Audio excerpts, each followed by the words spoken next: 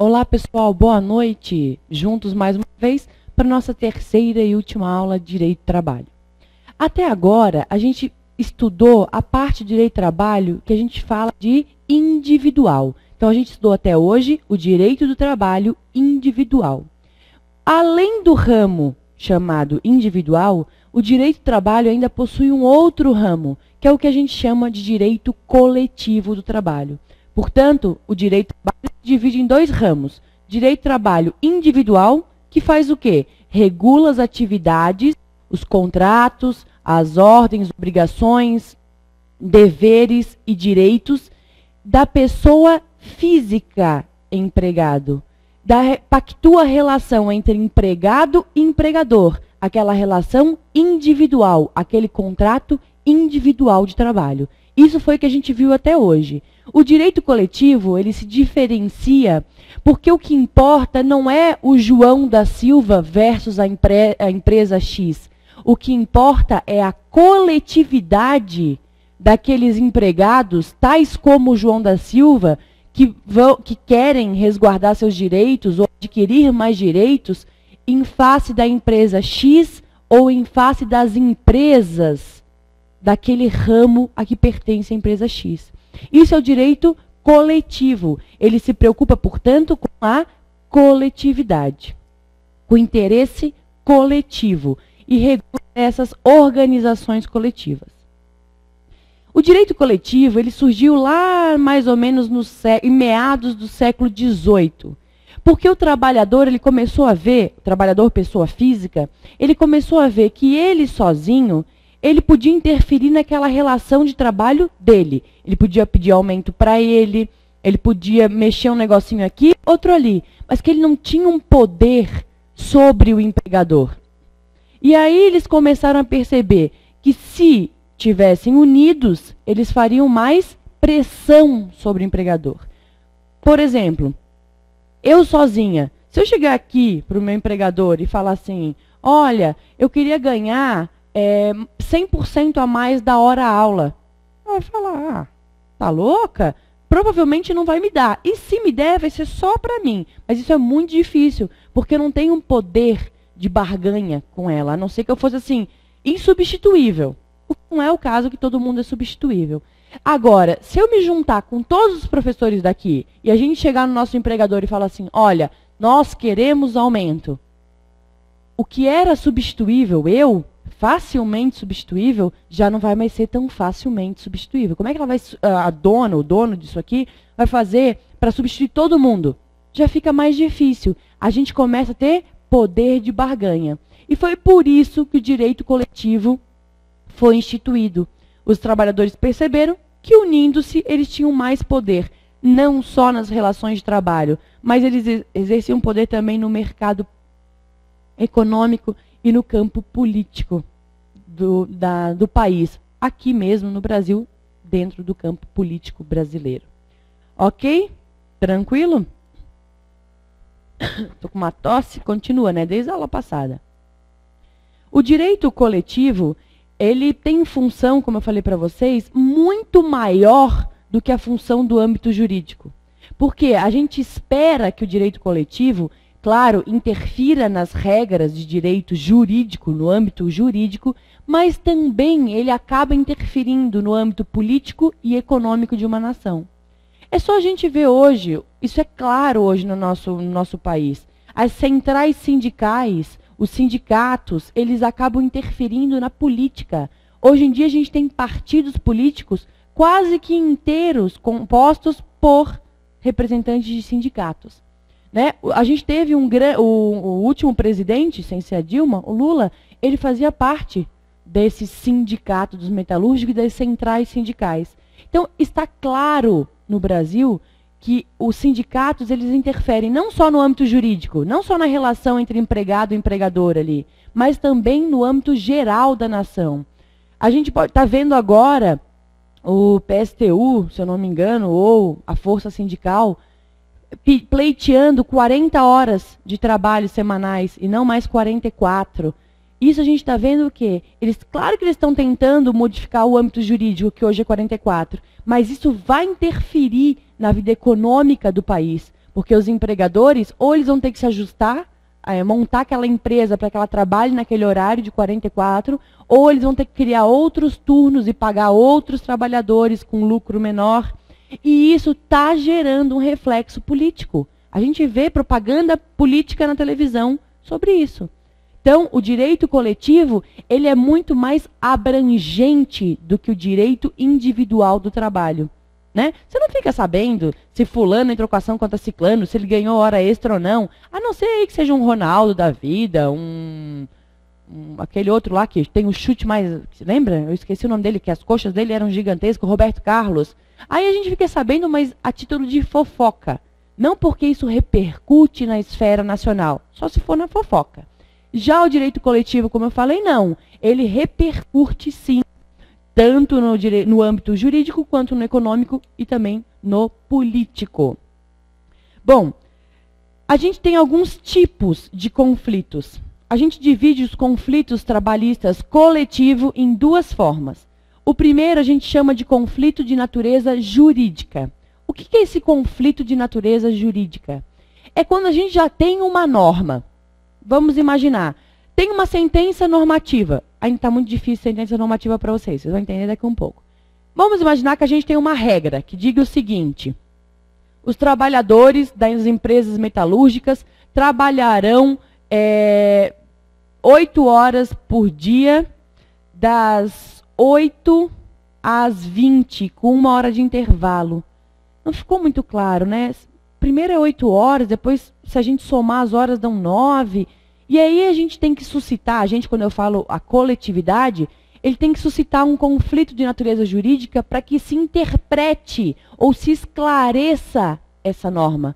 Ou seja, nós já temos uma norma, a gente precisa que o direito coletivo entre, suscite esse conflito para que se esclareça, para que se solucione uma divergência sobre a aplicação, sobre a interpretação daquela norma já existente.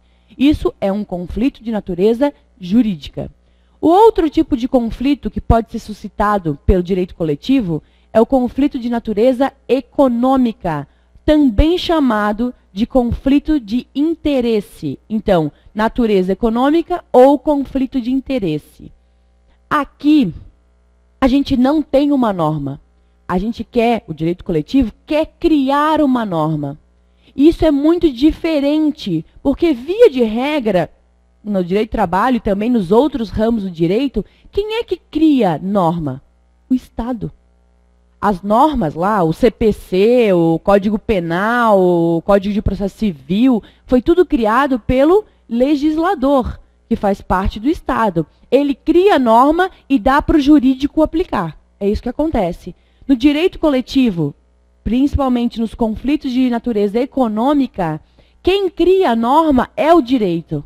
Então, aqui, a função do Estado de criar normas passa a ser uma função da coletividade, de um grupo coletivo. Porque nesses conflitos de natureza econômica ou de interesse, nós iremos criar normas. Exemplo, os sindicatos dos metalúrgicos vai pactuar um acordo com a empresa Volkswagen. Tá? Eles vão fazer um acordo entre eles, sindicato dos metalúrgicos com a empresa Volkswagen. E eles vão pactuar lá que o adicional de hora extra no sábado será de 80% e no domingo será de 100%. Não existe essa norma. Eles estão criando e é uma norma aplicável àquela categoria, aos empregados metalúrgicos que trabalhem na empresa Volkswagen. Deu para entender? Então, aqui nos conflitos de natureza econômica, nós criaremos normas ou ainda alteraremos normas já existentes. Vamos imaginar que esse mesmo sindicato já tenha um acordo, né? Porque todo ano, via de regra, eles fazem um acordo. E nesse acordo do ano passado, diga que a empresa vai ter que pagar um plano de saúde para o empregado. É uma norma. A empresa tem que pagar o plano de saúde para o empregado. No novo acordo, eles vão alterar essa norma. A empresa vai ter que pagar o plano de saúde para o empregado e seus dependentes. Já existia a norma do plano de saúde, eles só alteraram, modificaram aquela norma. Aí muita gente fala, Michele, mas eles criaram uma nova norma, não criaram?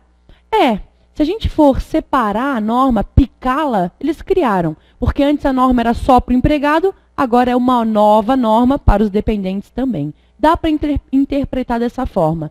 O que importa é, novas condições de trabalho serão criadas ou alteradas. E não só para o lado do empregado. A gente pode ter uma alteração para o lado do empregador.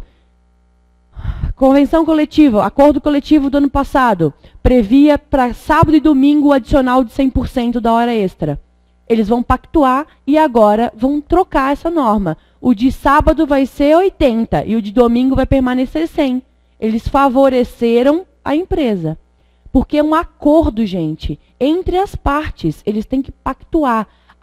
Aqui não existe alteração da condição de trabalho, como a gente viu na aula passada. Tá? Aquilo lá era individual. Aqui a condição ela existe por causa de uma norma, de uma convenção ou de um acordo coletivo, que vai ser modificado conforme se modifique ou se crie novas condições de trabalho em outro acordo ou em outra convenção coletiva. Ok? Formas de solução de conflito. Isso é muito legal. A gente pode solucionar um conflito de dissídio coletivo, direito coletivo, melhor falando, de 3 formas. Ou através da autocomposição. O que é a autocomposição? O nome já diz, auto, as próprias partes. Tá? Auto são as próprias partes. Se compõem, autocomposição é isso. As partes se compõem. Elas negociam e chegam a um acordo, sem a interferência de um terceiro. Então, vamos imaginar que eu sou o sindicato, tá? Sempre dos metalúrgicos para facilitar. Eu vou até a empresa, Volkswagen, chego lá e a gente fique, olha, eu quero 100% de aumento salarial. A empresa fala, imagina, vou pagar 2%. A gente vai conversando e a gente chega a um acordo, 70%. Ou seja, sem interferência de um terceiro, nós conseguimos chegar a um acordo. Isso é a autocomposição. É a negociação coletiva o exemplo de autocomposição. Então, autocomposição, as partes chegam a um acordo sem interferência de um terceiro. Exemplo clássico é a negociação coletiva. A segunda forma de solução de conflito do direito coletivo é a autotutela. Auto, a própria parte. Tutela diz o seu direito e não cede. Autotutela é uma parte vai impor a sua vontade à outra. E a outra parte vai ser obrigada a ceder a minha vontade. Não vai ter composição aqui. Não vai ter um acordo. Vai ter uma exigência que a outra parte vai ter que ceder. Isso é autotutela. Isso acontece nos casos de greve. A greve é um exemplo clássico de autotutela. O empregado, ele quer 100% de aumento. O empregador diz que não vai dar. Eles não conseguem se compor, eles vão lá, os empregados param os serviços para obrigar o empregado a aceitar a condição que ele quer. Isso é autotutela, tá? Ela se diferencia da autocomposição, porque na autocomposição chega-se a um acordo, cada um cede um pouquinho. Na autotutela, não. Eu exijo tal coisa e você tem que ceder à minha vontade. Ambos, tanto na autocomposição quanto na autotutela, não têm interferência de um terceiro para se chegar à solução do conflito. A terceira forma é a heterocomposição. A heterocomposição é a nossa terceira forma de solução de conflito. Hétero é um estranho, um terceiro, ele vai interferir na composição das partes. Um terceiro virá ajudar nessa negociação. Nós temos 3 exemplos clássicos de heterocomposição. A mediação, onde vem um mediador, qualquer pessoa, e começa a interferir ali, começa a falar, olha, ô presidente do sindicato, 100% é muito. Ô empresa, 2% é pouco. Vamos se compor, vamos chegar a um acordo. Interferiu, passou a ser heterocomposição.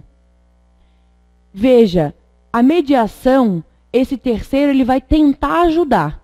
mas ele não vai decidir nada. Ele só vai tentar aproximar as partes, sem obrigação de que essas partes se componham. Tá? O mediador ele vai tentar mediar, vai tentar ajudar, mas pode ser que não dê certo. A arbitragem é outro exemplo de heterocomposição, que se diferencia da mediação porque, na arbitragem, esse terceiro que vem ajudar, ele é chamado de árbitro. E ele diz o que vai ser feito. Ele praticamente, ele sentencia, como se fosse um juiz. Só que é um juiz que não pertence ao Estado. Portanto, ele é chamado de árbitro e a sentença que ele profere é chamada de sentença arbitral. Essa é a diferença. Esse árbitro, ele vai dizer o direito, ele vai falar, o quê? Vocês não estão chegando a um acordo? Então tá bom, olha aqui, não vai nem ser 100% e nem 2%, vai ser 30% e acabou. E o que ele falar é regra, é lei, tem que cumprir, tá? E a jurisdição é a forma que a gente conhece, mais a gente vê aí, né? Não chegam a um acordo, precisam do Estado. O terceiro aqui é o Estado, é um juiz. O juiz que vai lá e vai resolver, olha, que vocês estão fazendo greve porque vocês não estão chegando a um acordo? Então vamos parar com essa palhaçada de greve e eu vou dizer qual vai ser o aumento. Isso é a jurisdição. É um terceiro interferindo na solução do conflito, só que também de forma impositiva. Só que se difere da arbitragem, porque na arbitragem essa imposição é de um terceiro que não o Estado, é de um terceiro privado. Enquanto que na jurisdição, o terceiro que impõe é o juiz, é um representante do Estado. Certo? Tranquilo? Ótimo. Só para título de curiosidade, essa jurisdição, quando a gente precisa entrar na jurisdição, a gente chama esse conflito de dissídio coletivo. Dissídio é disputa, briga coletiva, porque está envolvendo uma coletividade. De quem é a competência para analisar um conflito trabalhista? Quem é? Para quem que eu vou recorrer? Quem será esse impositor, esse juiz representante do Estado? Ele vai ser um juiz do trabalho? Ele vai ser um juiz criminal? Ele vai ser um juiz civilista? Ele vai ser um juiz federal normal, comum? Quem vai me ajudar? De quem é a competência para julgar esses dissídios coletivos? E também toda a parte de direito coletivo, greve, formação de sindicatos, tudo isso pertence, é de competência da Justiça do Trabalho. Portanto, existiu um conflito de direito coletivo, quem vai regular isso, quem vai pautar isso, é o direito do trabalho, é a Justiça do Trabalho. Assim determina a Constituição Federal, lá no artigo 114. Ela fala lá no parágrafo 1º e 2º, se eu não me engano, que é de competência da Justiça do Trabalho dirimir esses casos de direito coletivo. No inciso 2º fala do direito da greve. Então, vários incisos e parágrafos falam do direito coletivo como sendo competência da Justiça do Trabalho. Bom, né? Princípios. Como eu falei para vocês lá no começo da aula, no primeiro dia de aula, a gente tem princípios. O princípio ele é a alma. Com um princípio, mesmo eu não sabendo o que é certo ou errado, eu consigo dizer se aquilo me parece ou não certo. Eu sempre dou um exemplo que eu não sei se eu dei aqui, mas eu vou dar para explicar. Vocês me conhecem, tá? Eu sou uma pessoa, estou dando um exemplo, que eu não mato nenhuma formiga. Nossa, formiga para mim é um ser sagrado, como qualquer outro bicho, como qualquer um ser vivo. Tá? Então eu não mato a formiga, eu tento expulsar, eu mando a barata para o outro lado. Eu sou uma pessoa muito pacífica, eu não discuto, eu tento sempre solucionar. Aí de repente vocês ficam sabendo que eu estou sendo acusada de homicídio. Eu matei uma pessoa na rua, um qualquer. Vocês não sabem se é verdade ou não, vocês não podem dizer se é verdade ou não, vocês não estavam lá para saber se eu matei ou não matei. Mas vocês conhecem a minha alma, vocês conhecem os meus princípios. Eu não mato formiga. Eu não brigo com ninguém. Aí vocês podem dar um chute. É isso que eu falo. Vocês podem chutar. Qual é a probabilidade da Michelle ser uma assassina, uma homicida? Baixo. porque vocês conhecem a minha alma, vocês conhecem os meus princípios. Então, pode ser que vocês errem, mas a chance é muito pequena de erro, né? É mais fácil vocês chegarem e me defenderem, falar, não, a Michele não é uma homicida, do que falar, olha, ela é uma homicida. Apesar de não saber ao certo, os meus princípios, a minha alma, faz com que vocês apontem o caminho mais claro, o caminho mais óbvio. Ainda, de vez em quando, pode não ser certo. Isso é importante para vocês. Se isso cair um dia numa prova e vocês não souberem qual é a resposta dentro do direito do trabalho, lembre-se sempre, dentro do direito individual do trabalho. O direito individual do trabalho sempre protege o empregado. Ficaram em dúvida numa questão, vocês têm que chutar, chuta por alguma das alternativas que parece que protege o empregado. Não pode trocar o empregado de lugar sem autorização dele. Está aí o princípio. Não pode reduzir o salário. Está aí o princípio de proteção do empregado. Não pode ainda trocar de lugar, ainda que ele consinta. Não pode prejudicar ele. Tudo que a gente vê diz respeito ao princípio do direito do trabalho, a alma do direito do trabalho, que é a proteção do empregado. O direito coletivo do trabalho também tem princípios. Dentre eles, eu vou citar 3 para vocês. É o princípio da liberdade associativa e sindical. A Declaração dos Direitos Humanos, a OIT, a Organização Internacional do Trabalho, e também a CLT e a Constituição Federal garantem o direito à livre associação, agremiação, agrupamento sindical. Portanto, todo mundo pode criar um sindicato, diferente da época lá dos militares, onde tudo era proibido.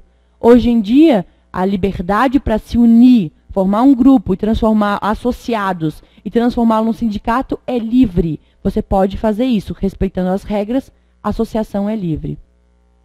Princípio da autonomia sindical coletiva. Os sindicatos, eles são livres. Via de regra, o Estado não deveria interferir, mas isso é impossível. Então, o Estado interfere da forma menor que pode existir. Existe sim, não posso falar que é total essa autonomia. Existe um pouco de interferência do Estado, mas é uma interferência mínima para garantir a ordem do direito coletivo. Terceiro princípio é o princípio da lealdade entre as partes. Esse princípio é muito importante numa negociação coletiva. Por quê? A gente vai formar um acordo, ou uma convenção, o nome não importa.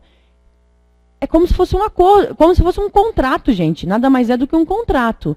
Então, se um contrato, para que as partes componham, façam esse contrato, exige lealdade das partes, aqui também vai se exigir a lealdade das partes. Eu não posso inventar uma situação para criar uma norma.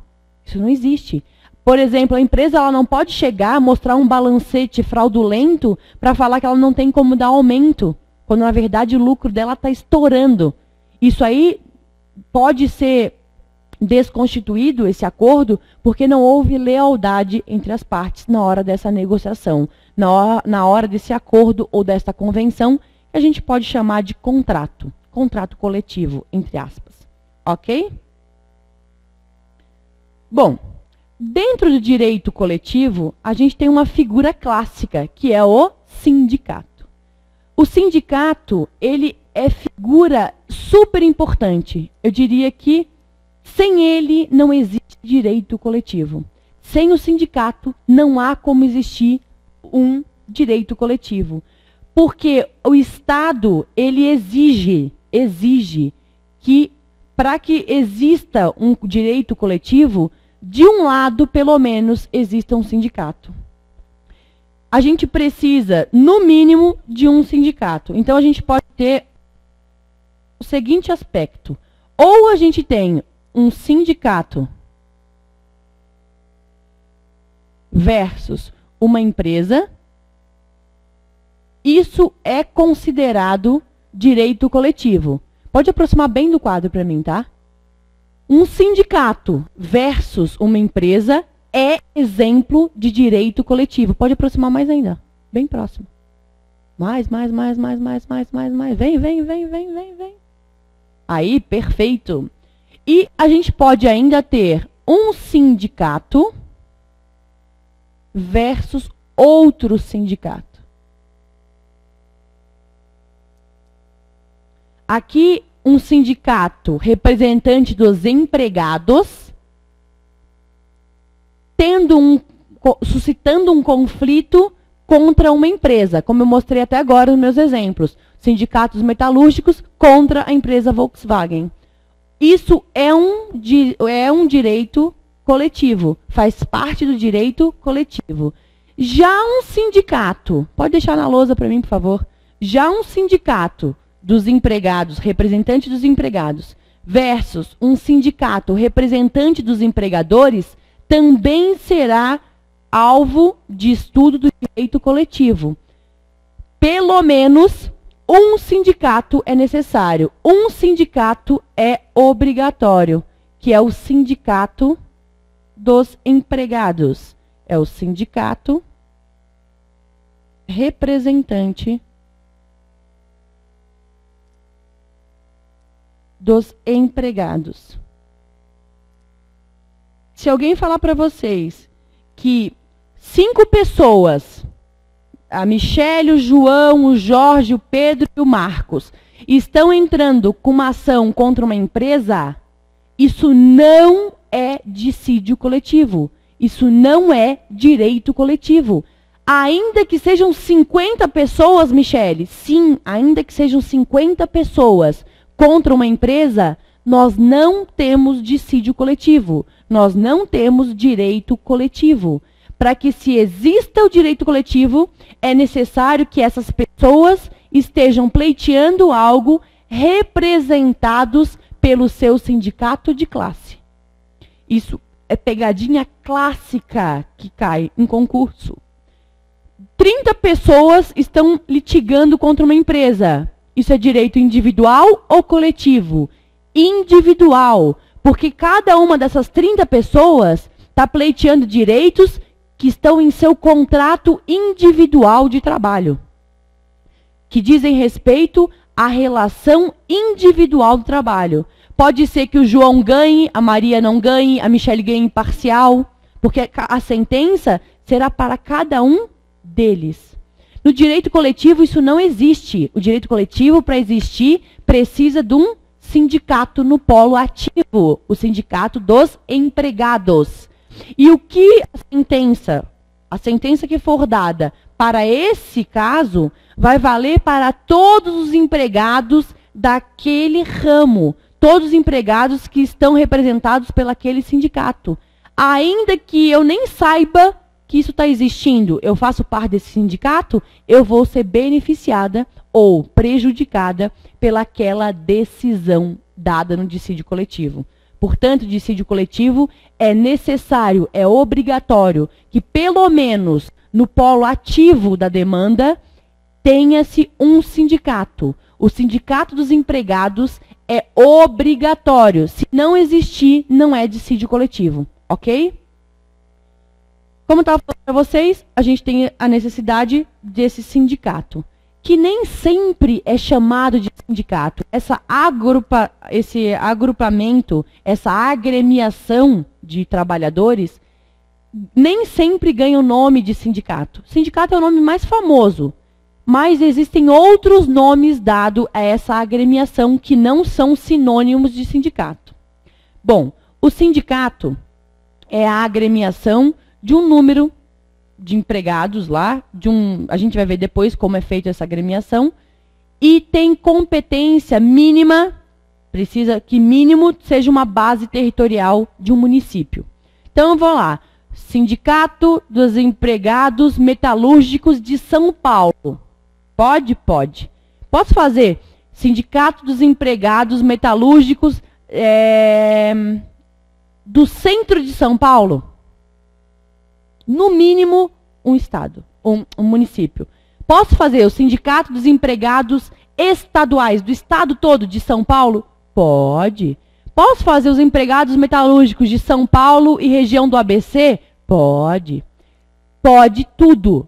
O mínimo é um município, não pode restringir mais do que um município. A federação seria um sindicato com um pouco mais de força. A gente pode botar uma pirâmide, deixa eu apagar aqui para botar para vocês essa pirâmide, que vai facilitar o entendimento. Nós teríamos uma pirâmide assim, ó. Pode trazer bem aqui na lousa. A base que a gente mais encontra é o sindicato. Como eu falei, formado por uma agremiação, um grupo de empregados que tem abrangência territorial mínima do município. Acima desse sindicato, acima dele, a gente encontra as federações. Federações. As federações, elas sempre são estaduais, elas têm abrangência estadual e elas têm que ser formadas de pelo menos, no mínimo, 5 sindicatos. Dá um exemplo, Michele. A gente tem o Sindicato dos Metalúrgicos de São Paulo, a gente tem o Sindicato dos Metalúrgicos de Campinas, a gente tem o Sindicato dos Metalúrgicos do ABC, a gente tem o Sindicato dos Metalúrgicos do Vale do Paraíba e a gente tem os Sindicatos dos Metalúrgicos de Limeira e região. Ok? São 5 sindicatos dentro do estado de São Paulo. Eles vão se juntar e vão formar uma federação. Para quê, Michele? Para que eles tenham mais força. Lembra que eu falei para vocês? Quanto mais gente, mais coletivo, mais interferência na vida jurídica, no âmbito jurídico, no âmbito político e no âmbito econômico de uma nação. E nós temos ainda as confederações. As confederações, elas têm âmbito nacional, ficam lá em Brasília, têm sede obrigatória em Brasília, e são formadas de, no mínimo, 3 federações.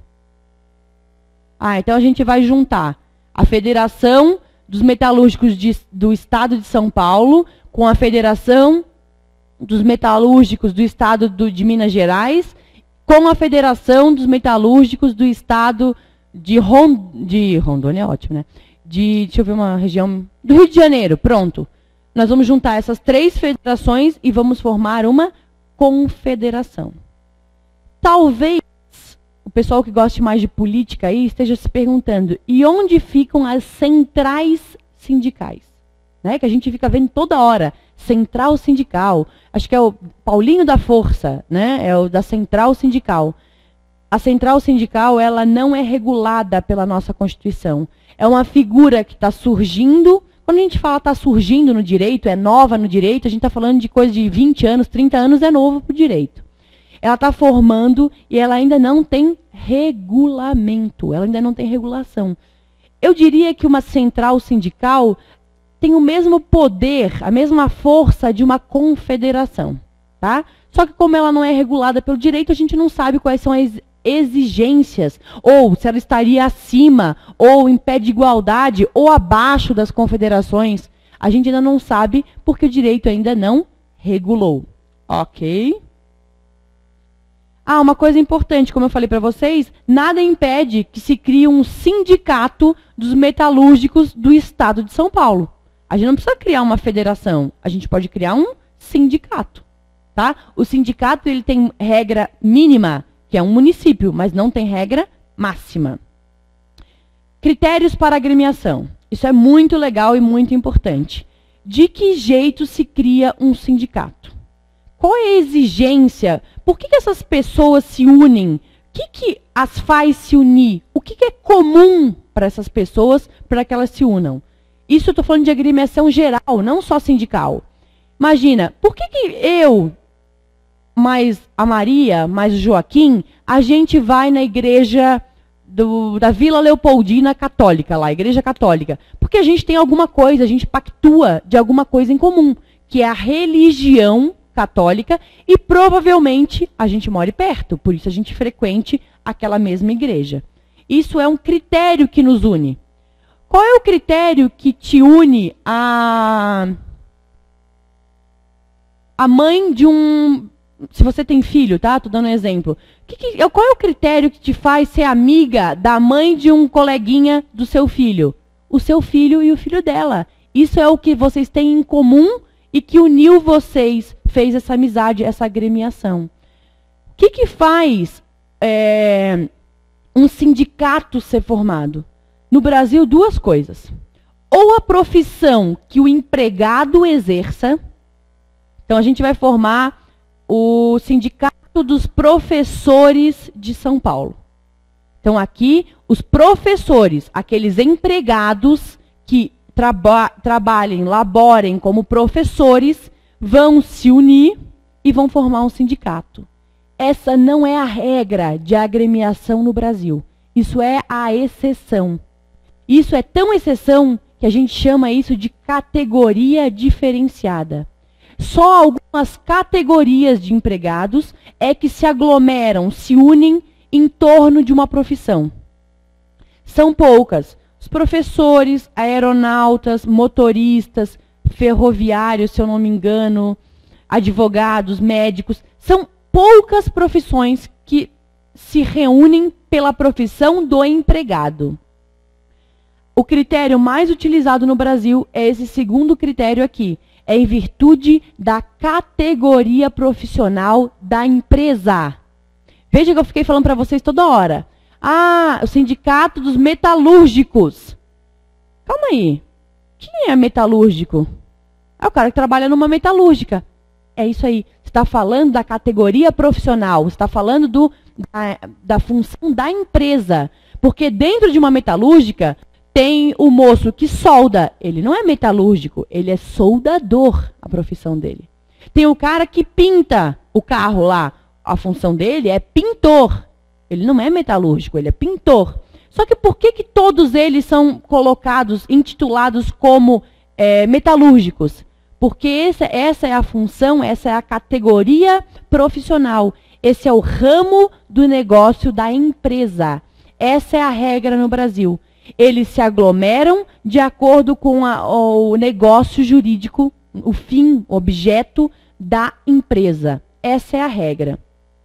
Salvo as categorias diferenciadas, que eu estou falando para vocês, que são essas categorias que se unem em função da profissão. Exemplo bem legal para vocês entenderem. Todo mundo que trabalha na Volkswagen é sindicalizado, faz parte do sindicato dos metalúrgicos. Isso é uma verdade. Salvo o motorista. O cara que dirige o caminhão da Volks, o cara que dirige a piruinha lá dentro da Volks, aqueles carrinhos de golfe dentro da Volks, ele nunca vai ser afiliado, nunca vai participar do sindicato dos metalúrgicos. Ele tem que participar do sindicato dos motoristas, porque ele tem categoria diferenciada. O médico que atende dentro da Volks, lá no posto médico da Volks, ele nunca vai ser metalúrgico. Ele vai ser associado, agremiado, com o sindicato dos médicos de São Paulo, do ABC, sei lá, da Grande São Paulo, isso não importa, tá? Porque ele tem categoria diferenciada. O advogado que trabalha dentro da Volkswagen, ele não vai ser metalúrgico. Ele vai ser sempre advogado. Já o engenheiro, não. O engenheiro, pode colocar lá na carteira dele, engenheiro ou metalúrgico, tanto faz. E ele vai contribuir para o sindicato dos metalúrgicos e não para o sindicato dos engenheiros, porque a profissão dele não é uma profissão diferenciada. Deu para entender? Ótimo. O que eu preciso fazer para criar um sindicato? Estou a fim de criar um sindicato. Hoje dá dinheiro, viu? Igual criar igreja. Hoje está, ó, pau a pau. Bom, o que eu preciso fazer para criar um sindicato? Lembra lá do princípio da autonomia sindical. O Estado interfere muito pouco. Certo? Certo. Antigamente, você tinha que pedir autorização do Estado para abrir um sindicato, para criar um sindicato. Hoje não. Hoje, como a gente tem o princípio da autonomia, basta que você junte, né, um monte de gente para formar essa agremiação e vá até um registro, vá até um cartório de registro civil de pessoas jurídicas, vá até um cartório de registro civil de pessoas jurídicas e registre esse sindicato. como qualquer outra agremiação. Você vai lá e faz esse registro. Aqui, no segundo requisito, a gente vê uma interferência do Estado. Mas, como eu falei para vocês, é obrigatória a interferência mínima. Além de registrar nesse cartório, você também vai ter que fazer o registro no órgão competente, que é o Ministério Público do Trabalho. Por que, Michele, que eu tenho que ir lá no Ministério Público do Trabalho fazer esse registro desse sindicato? Porque existe o princípio do único sindicato, unicidade sindical. Então, só pode ter um sindicato, como eu falei, por cada lugar, né? Para cada região, para cada município, no mínimo. Não podem ter 2 sindicatos metalúrgicos de São Paulo. Um só. Se a gente deixar na mão do cartório de registro, eles não vão ter esse controle. Eles podem, sem querer, criar 2 sindicatos dos metalúrgicos dentro de São Paulo. Aí vai dar problema. Então, para evitar isso, o Estado ele tem que dar essa obrigação para alguém. Ele não pode obrigar o dono do cartório a fazer esse controle. Ele tem que dar para alguém que pertence ao Estado. Ele passou essa atribuição ao Ministério Público do Trabalho. Por isso é que você precisa registrar, para que o Ministério do Trabalho verifique se já não existe outro sindicato idêntico naquele município, ou naquele estado, ou assim por diante. Se existir, você não pode criar. Tá? Ok? Ótimo. O que mais? A administração de um sindicato. Isso é muito legal. A administração de um sindicato. O artigo 522 da CLT, ele declara que a administração do sindicato, estou lendo o artigo para vocês, ó, a administração do sindicato será exercida por uma diretoria constituída no máximo de 7 e no mínimo de 3 membros e de um conselho fiscal composto por 3 membros eleitos. Tudo por assembleia. Portanto, para você ter um sindicato, você precisa de, no mínimo, 3 dirigentes, 3 diretores. E, no máximo, 7. No mínimo, 3 e, no máximo, 7. Além dos diretores, você precisa também de um conselho fiscal, que será composto de 3. Aqui não é mínimo nem máximo, é um número exato. De 3 conselheiros. Senão, você não tem como fazer a administração de um sindicato. Ok? A duração desse conselho, dessa diretoria, ela é de 3 anos. Você vai se candidatar para ser um dirigente sindical, um diretor, fazer parte da diretoria de um sindicato. Se elegeu, saiba que o seu mandato tem 3 anos. Tá? O seu mandato ele é de 3 anos. É a mesma coisa, o presidente tem mandato de 4. E assim por diante, gente. O dirigente sindical tem mandato de 3 anos dessa diretoria. Como é que o sindicato vive, Michele? Ele vive de contribuições, de receita. Essas receitas são de 4 formas. A contribuição sindical, que é uma contribuição obrigatória. Todos os empregados têm que pagar essa contribuição sindical. Ela é feita uma vez por ano, um pagamento só no ano, equivale a um dia do seu salário. Eu ganho R$3.000 por mês. Isso quer dizer que eu ganho R$100 por dia, né? Arredondando, R$100 por dia. Então, eu vou ter que contribuir. Uma vez por ano, eles vão descontar R$100 do meu pagamento. Sempre no mês de março.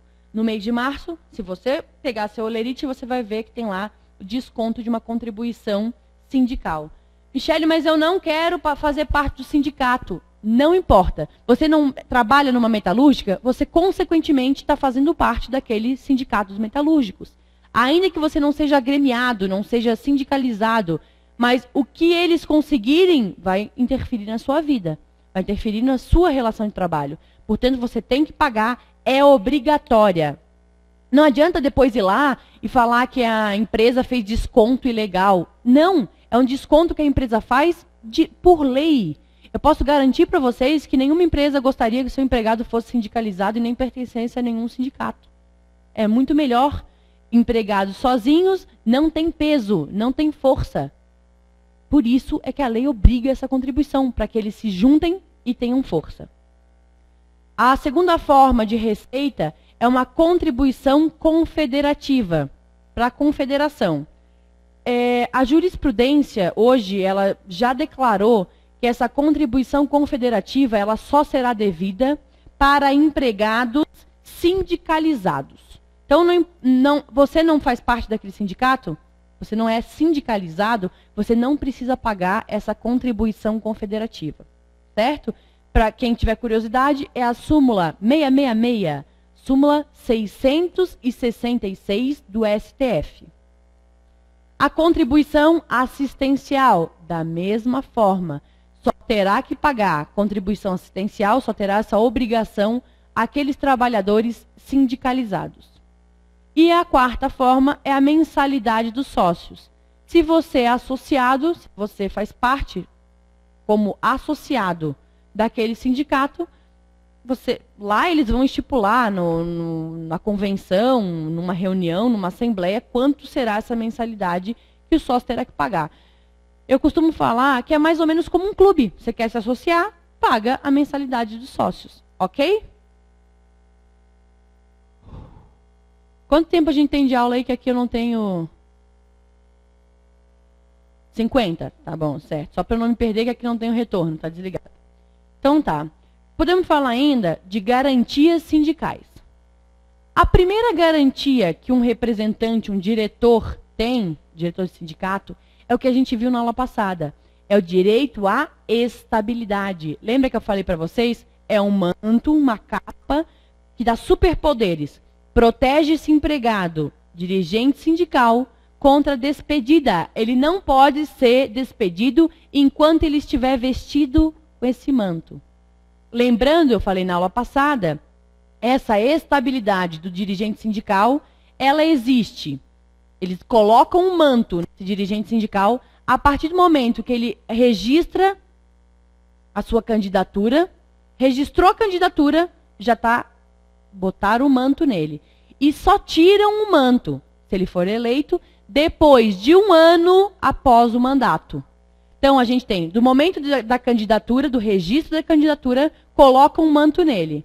Quanto é o tempo do mandato? A gente acabou de ver. 3 anos. Ele fica 3 anos com a capa. Depois, mais 1 ano ainda, depois que ele sair do sindicato, mais 1 ano de capa, de novo. Então, são o tempo do registro da candidatura até a eleição, não sei quanto vai dar, vamos chutar aí 6 meses, mais os 3 anos do mandato e mais 1 ano de estabilidade garantida após o término do mandato. Tá? Acabou, tira a capinha dele e ele pode ser demitido. Como eu falei para vocês na aula passada, essa estabilidade ela protege contra despedida arbitrária. Se o empregado ele comete um ato de justa causa, o dirigente sindical é pego roubando a empresa, furtando a empresa. Opa, não dá para deixar ele na empresa com manto de estabilidade. Nesse caso, ele cometeu uma justa causa, a gente vai tirar o manto para poder demiti-lo. Nesse caso específico do dirigente sindical, presta atenção, nesse caso específico do dirigente sindical, antes de tirar o manto dele, ele roubando a empresa, antes de tirar o manto, você precisa pedir autorização judicial. Ou seja, você vai ter que entrar com uma ação chamada de inquérito judicial para apuração de falta grave. De novo, pegou o cara furtando, justa causa. Antes de demiti-lo, você vai ter que pedir uma autorização judicial. Né? De uma forma bem simples é isso.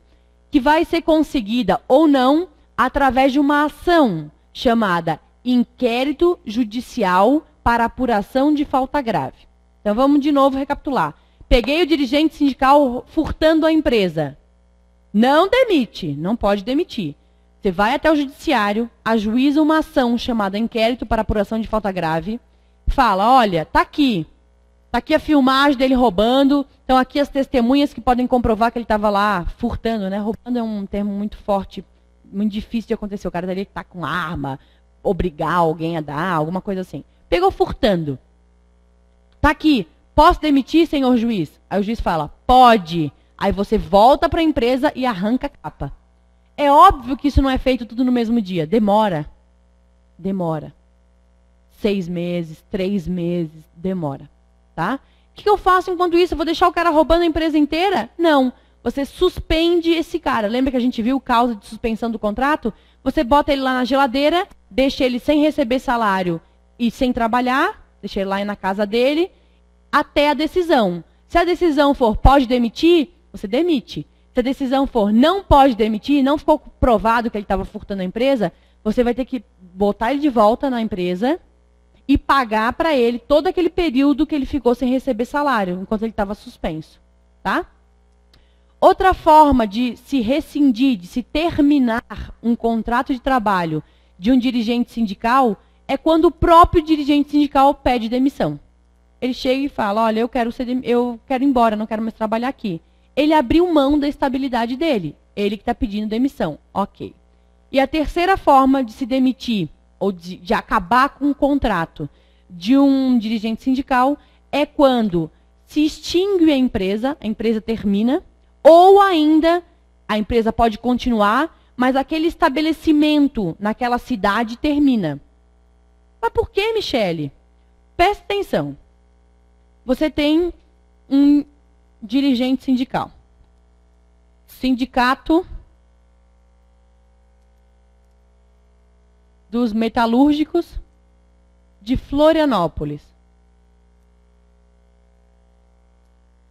Hoje ninguém está me mandando e-mail, né? Vocês são tão estranhos hoje. Nossa, ninguém, nem um e-mailzinho para me dar um oi, um beijo. Tô bem chateada, hein? Bom, a gente tem um sindicato dos metalúrgicos de Florianópolis. Tem lá a empresa. Essa empresa fica em Florianópolis. Aqui é um L ponto, olha que chique. Fica em Florianópolis. Tem essa mesma empresa em Curitiba.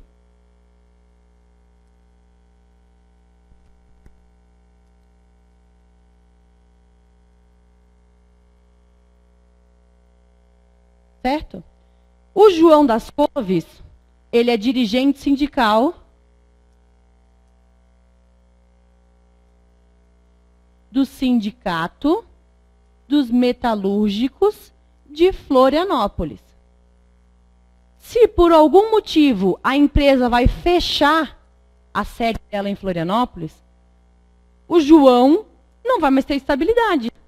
Porque a estabilidade dele era para garantir que ele não fosse demitido por ele estar atuando como dirigente sindical.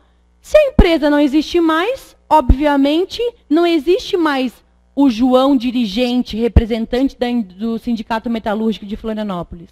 Alguém vai perguntar, Michele, mas por que ele não vai para Curitiba? Porque em Curitiba é outro sindicato, é o Sindicato dos Metalúrgicos de Curitiba. O João é representante de Curitiba? Não, o João é representante de Florianópolis.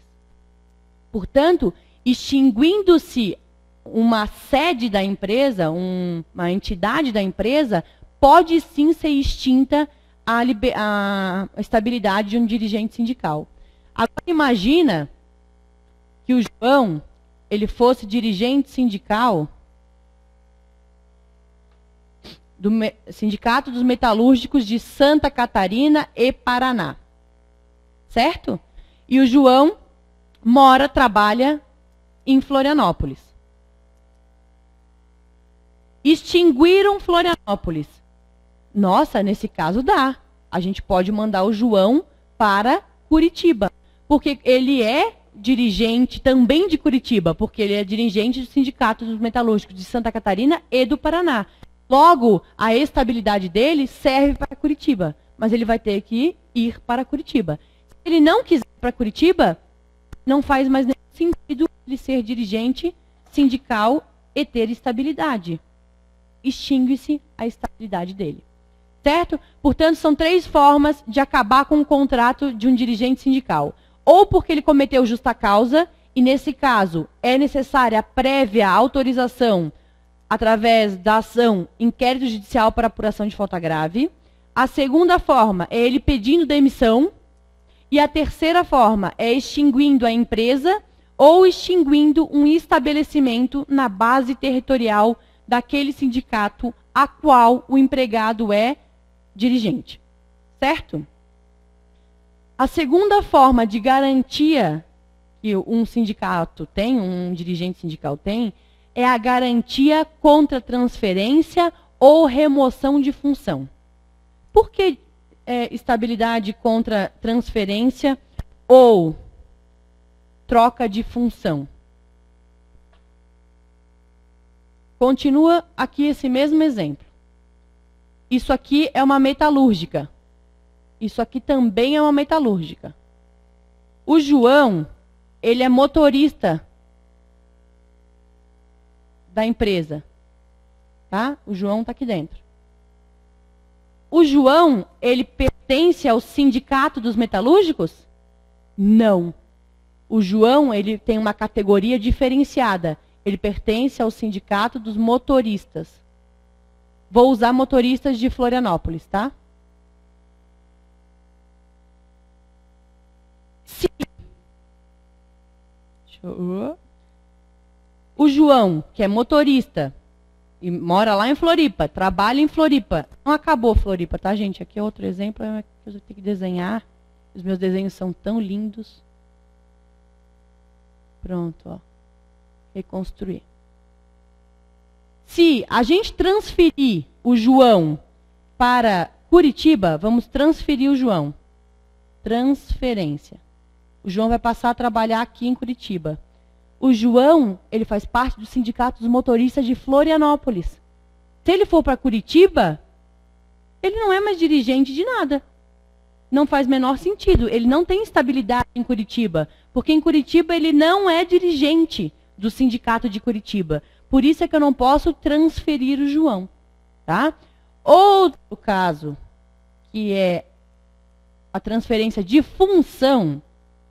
O João, ele é motorista, né? Ele pertence ao sindicato de Florianópolis. Ok. Eu vou transferir o João. João, você não quer um cargo melhor? Você não quer ganhar mais? Você vai ser pintor de carro. Quer, João?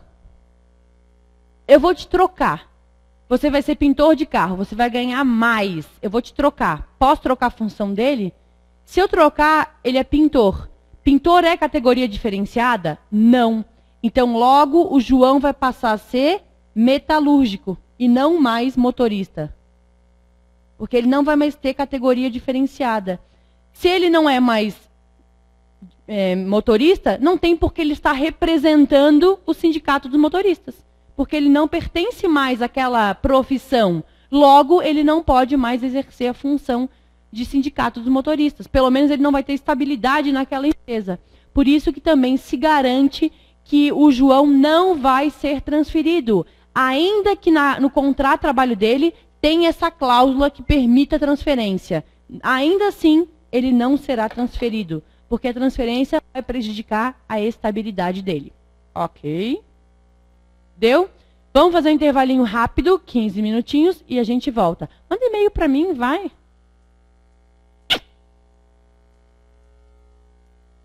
A gente está com um probleminha no servidor, é por isso. Vocês estão me mandando e-mail, eu não estou recebendo. Vou pedir para depois me enviarem por e-mail e eu respondo por e-mail para vocês, tá? Beijo. Vamos lá. Negociação coletiva. A negociação coletiva, como eu falei antes, no comecinho da aula, para quem estava prestando atenção, para quem não estava dormindo, é a forma mais usual de se conseguir uma solução de conflito. Lembra que eu falei para vocês? Formas de solução de conflito, autocomposição. Era negociação coletiva. Negociação coletiva é essa autocomposição. É a gente junto, senta o sindicato de um lado e a empresa de outro, ou o sindicato dos empregados de um lado e o sindicato das empresas de outro, e a gente vai conversar. A gente vai tentar chegar a um acordo. Isso é feito de duas formas, ou melhor, recebe dois nomes. Esse bate-papo, esse acordo, ele recebe dois nomes diferentes.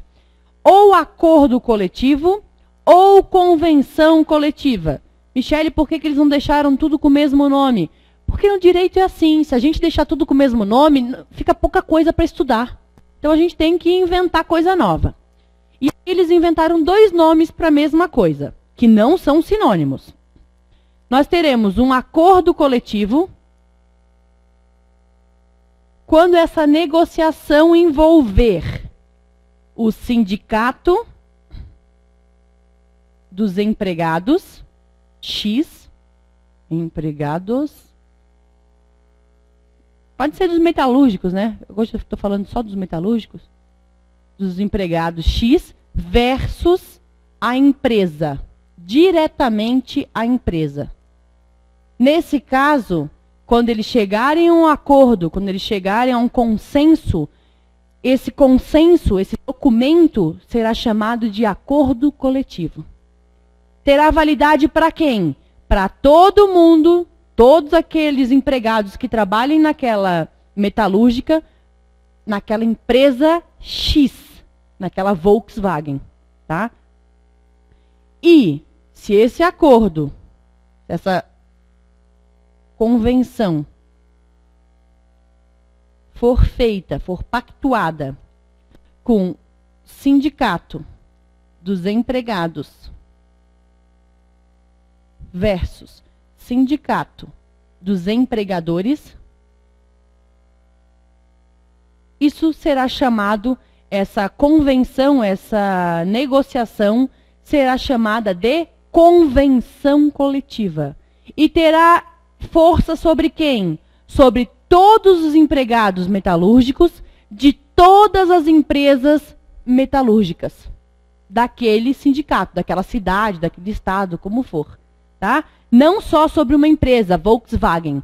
Se for aqui em São Paulo, vai ter sobre a Volkswagen, vai ter sobre a Ford, sobre a GM, todas que tiverem aqui, todas as montadoras metalúrgicas que tiverem aqui, serão abrangidas, serão obrigadas a observar essa convenção coletiva. Uma convenção ou um acordo coletivo, ele poderá ser pactuado no máximo por 2 anos. Ou seja, a cada 2 anos eu terei que fazer um novo procedimento negocial, fazer um novo acordo ou uma nova convenção. Porque depois de 2 anos, aquela convenção, aquele acordo deixa de ter validade.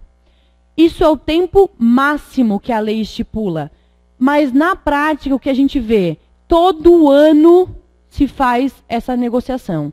Todo ano se faz um acordo e uma convenção coletiva novo. Por quê? Porque cada ano se quer negociar alguma coisa nova. Ou a economia mudou, a função política mudou e eles querem adequar aquela economia. Ok? Isso é o usual. O usual é 1 ano, mas a regra, a lei diz que é no máximo 2.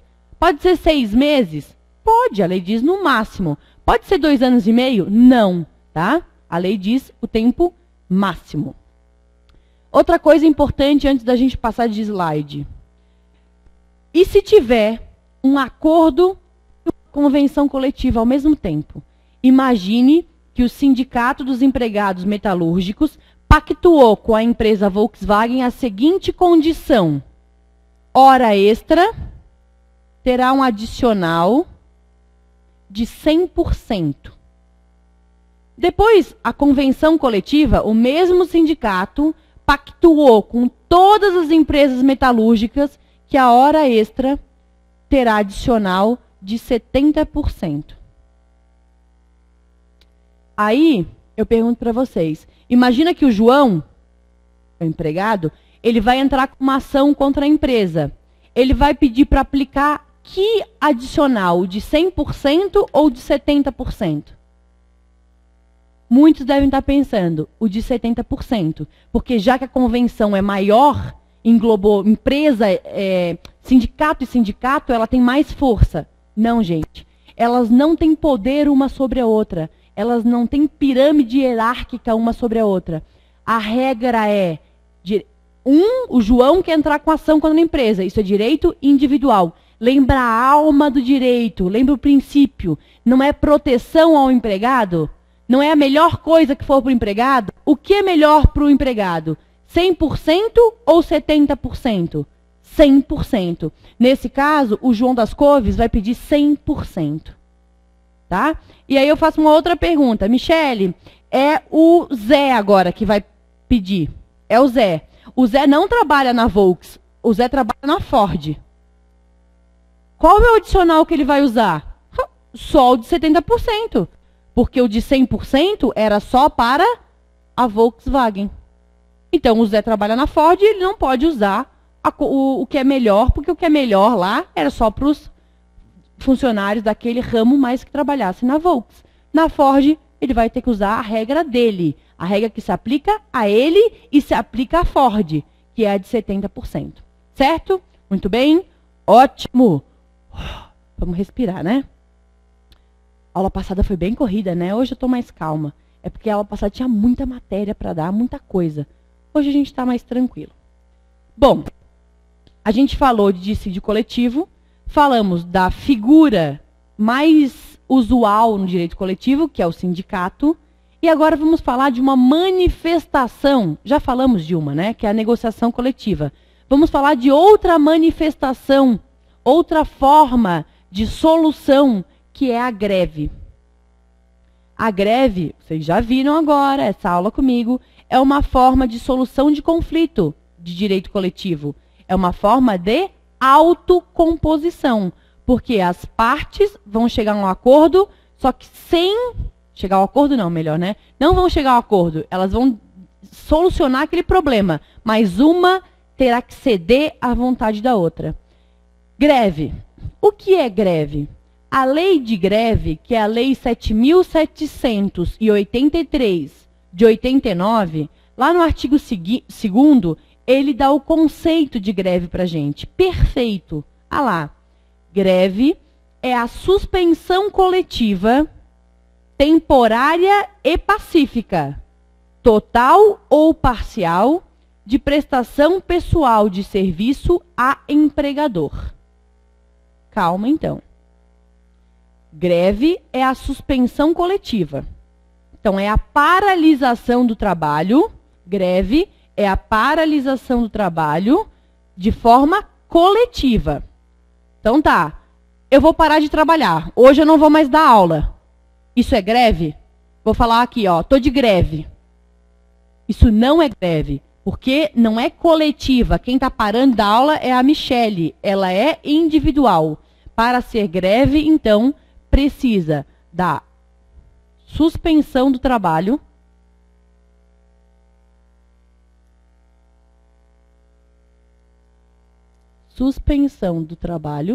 é a paralisação do trabalho. Tem que ser feito de forma coletiva. Não adianta a Michele, o João e o Pedro pararem de trabalhar. Não, tem que ser de forma coletiva. Michele, pode, por exemplo, os motoristas da Volkswagen parar de trabalhar? Pode. Eles são uma categoria, eles são uma coletividade, tá? Então, aqui.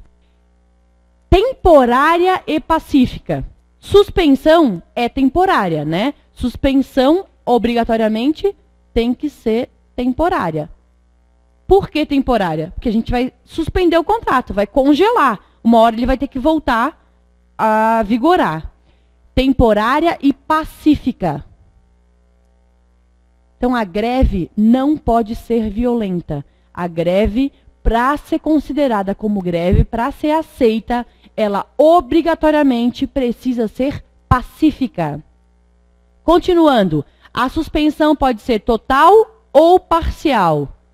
Total, todos os empregados daquela empresa, ou os motoristas da empresa, os pintores da empresa, tá? Total ou parcial da prestação de serviço a empregador. Portanto, para a gente ter uma greve e dizer isso é uma greve, precisa suspender o trabalho. Temporariamente, total ou parcial, de forma coletiva e ainda de forma pacífica. Posso segurar os funcionários e não deixá-los entrar na empresa? Porque isso não é pacífico. Quando você faz isso, você não está atuando você está parando o trabalho de forma violenta. Para você não deixar a pessoa entrar, você está segurando a porta. Você vai ter que empurrar essa pessoa, você vai ter que limitar o direito de ir e vir dela. Logo, isso não é pacífico. Pode haver briga? Não, não pode haver briga. Posso colocar... É que eu não lembro, que eu era muito pequena, mas meu avô contava que teve um sindicato... Eu sou de Santa Catarina, né? Do interior de Santa Catarina, dos madeireiros, era uma coisa assim, eu não me lembro direito o termo que ele usou, qual era a categoria deles. E para conseguir o que eles queriam, eles pegaram o dono da madeireira, amarraram o cara num tronco. Gente, era madeira de verdade, não era MDF naquela época, né? Aquelas madeiras assim, gigantescas. Meu avô contava que não dava para dar. 2 homens precisavam se juntar e dar as mãos para abraçar a árvore. Amarraram o cara. E a madeira, ela ia pelo rio, né, para descer até os negócios. E ameaçaram jogar no rio. Vocês têm noção disso? Isso não é greve. Isso é proibido. Isso não é greve. Isso é vandalismo. Isso é crime. Isso não é greve. Para ser greve, precisa ser pacífica, ok? O empregado que está em greve, ele pode ser demitido? Vamos pensar um pouquinho. Como é que está o contrato de trabalho dele? Está suspenso. Se está suspenso, como é que eu vou demitir uma coisa que não existe? Como é que eu vou terminar com um contrato que está lá no alto? Não tem como eu mexer. Então não pode ser demitido. E além do que, já que a greve é permitida, a lei vai proteger esse empregado. Porque senão todo mundo ficaria com medo de fazer greve, porque ia ser demitido e não faria greve. Então, o funcionário grevista, o empregado grevista, ele não pode ser demitido. Súmula 316 do STF. Ô, Michele, mas eu vou demitir esse cara. Eu acho justo que você demita. Mas espera acabar a greve, dá um tempo, para não dizer, para ninguém ficar falando que o motivo foi a greve. Dá um tempo, inventa outra coisa. Sei lá, inventa que a produtividade caiu. Demite mais uns 3, 4 que não estavam na greve, não importa, uns que são mais ou menos ruinzinho lá, para justificar. Ou então, sei lá, faz o supervisor discutir com ele para mandar ele embora. Alguma coisa. Só não manda esse cara embora porque ele fez greve. Não manda como retaliação a greve que ele fez, tá? Outra coisa comum nas greves são os piquetes. O que é piquete? Aquele tumulto na frente da empresa, carro de som, batucada, panelaço, passeata, isso é piquete. Os piquetes, eles são proibidos? A lei não fala, a lei não proíbe. Logo, se a lei não proíbe, ela permite. Essa é a regra. Se a lei não proíbe, ela permite. Se o piquete não é proibido, ele é permitido. Tá? Essa é eu esqueci o termo, né? É lógico da lei. Se ela não proíbe, ela está permitindo. Porém, a gente tem que prestar atenção.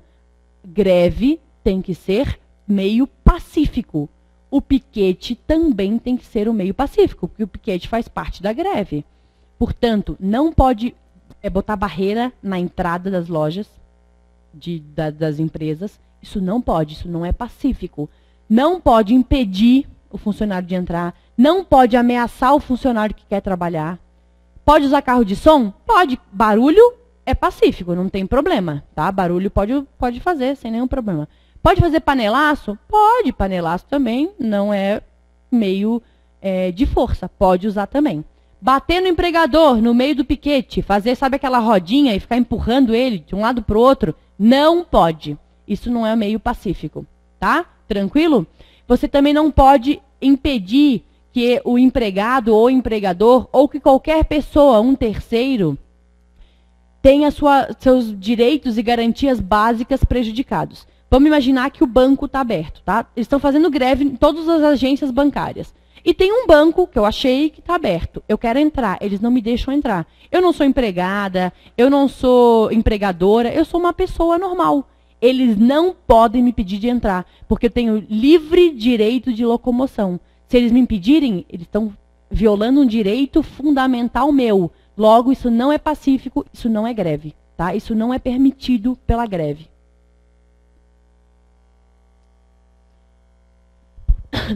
E as greves de serviços essenciais? primeiro, o que são serviços essenciais? A Constituição, daqui, ó, é a Constituição, ela traz alguns exemplos do que seriam serviços essenciais. Mais ou menos é o seguinte, um serviço essencial é aquele que, se não exercido, coloca ou pode colocar em perigo eminente a sobrevivência, a saúde, a segurança da população. De novo, deixa eu ver se eu não tenho isso aqui no slide. Não, não tem. O que é um serviço essencial? Anota aí para mim. São aqueles que, se não exercidos,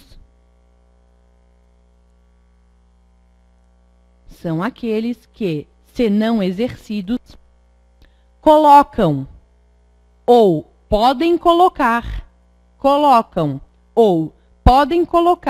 em perigo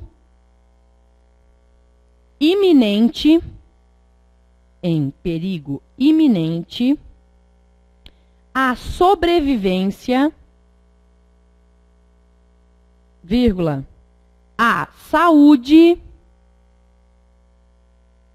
ou a segurança da população. Portanto, a sobrevivência, a saúde ou a segurança da população. Isso é um serviço considerado essencial. Alguns exemplos que eu posso dar para vocês. Serviço médico, serviço hospitalar, recolhimento de lixo, abastecimento de água, abastecimento de luz, transporte público. Tudo isso é serviço essencial. Cria caos se não for observado. Então, quer dizer que nesses serviços essenciais eu não posso fazer greve? Pode, pode sim. Eu sei que tem um monte de gente que fala que não pode fazer greve. Isso é mentira. É mentira. A Constituição permite, tanto permite a greve nos serviços essenciais, que ela estipula algumas regras. Então, se ela estipula regras para esse tipo de greve, porque ela permite essa greve. Quem falar para vocês que não se permite greve em serviço essencial, falar que a greve é ilegal, está mentindo. Porque a Constituição, ela tanto permite a greve, que ela coloca algumas condições para que essa greve seja legal. Se ela coloca condições, é porque ela pode ser feita. Essas limitações, essas condições, são as seguintes. Oh, não apareceu aqui, ó. Não botei no slide. Primeiro, se mantenha a prestação de serviço mínima daquela atividade. Se garanta o mínimo daquela atividade, o mínimo para não criar caos. Vocês viram agora aí, há pouco tempo, muitas cidades, né, tiveram a greve dos metroviários. O Estado foi lá e falou que aquela greve era ilegal. Porque transporte público pode fazer greve? Pode. Por que nesse caso foi ilegal? Porque eles não deixaram nenhum metrô funcionando, nenhum trem. Eles deviam ter deixado um, pelo menos. Ia criar um caos terrível do mesmo jeito. Porque, imagina, um trem para toda a população. 2 trens, não ia fazer nada. Mas teria o mínimo garantido. Hospital. Os médicos lá do SUS entraram em greve. No mínimo tem que ter 1, 2 médicos lá. Ah, tem 10 no mesmo horário. Pelo menos deixa um. Porque se chegar um caso iminente de perigo, um cara morrendo, tem lá um médico para atender. Senão a greve é considerada ilegal. Neste caso, dos serviços essenciais. Outra coisa que é importante. Durante essa greve, esse atendimento emergencial, ele tem que ser prestado. Não adianta deixar lá o médico e ele ficar de braço cruzado. Ele tem que prestar o socorro. Ele tem que tirar aquela pessoa, aquele ser da população do perigo iminente. Nem que seja tomando as primeiras medidas de socorro e depois encaminhando lá para uma área do hospital. Mas ele tem que afastar aquele perigo iminente, ok? Requisitos para a validação da greve. Aqui, para qualquer tipo de greve, seja no setor comum ou nos setores de atividades essenciais. Antes de uma greve ocorrer, é obrigatória a real tentativa de negociação prévia.